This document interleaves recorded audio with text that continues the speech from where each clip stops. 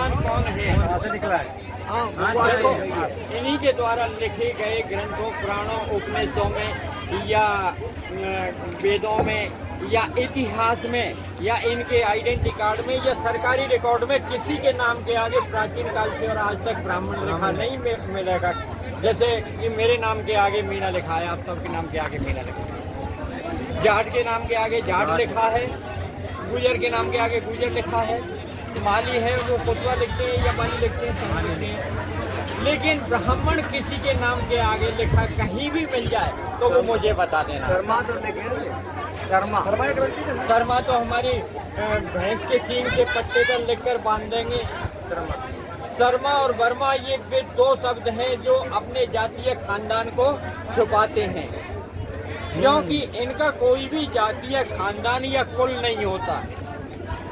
वर्मा शब्द ज्यादातर एससी वाले लगाते हैं, क्योंकि उनको प्रॉपर जाति लगाने से लोग घृणा की दृष्टि से देखते हैं। शर्मा शब्द पाखंडी यूरेशियाई लगाते हैं, क्योंकि फिर उनकी जाति खानदान का पता चल जाए तो यहाँ की पब्लिक उनको पूछेगी नहीं और जूता पड़ेंगे, इसलिए वो शर्मा लगाते हैं। शर्मा शब्द कोई जातीय खानदान नहीं होता है, ये वास्तविकता है। यो स्कूल हमारे यहाँ तो अभी आए हुए स्कूल है ही नहीं हमारे यहाँ, अब आए हुए आपका जो अरे हमारे पुरखों को वास्तविक इतिहास पढ़ने नहीं दिया गया, करने ही नहीं दिया गया, ना उसको करने दिया गया।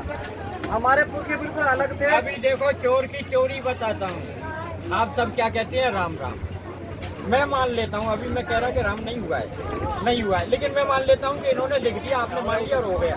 राम जब से हुआ है तब से राम राम कह रहे हो, और राम नहीं हुआ उससे पहले किस शब्द से अभिनंदन करते थे हमारे जय जी, जय जी, जय जी नहीं, कुछ शब्द तो होगा, जीव तो हम सभी हैं। जय जोहार था।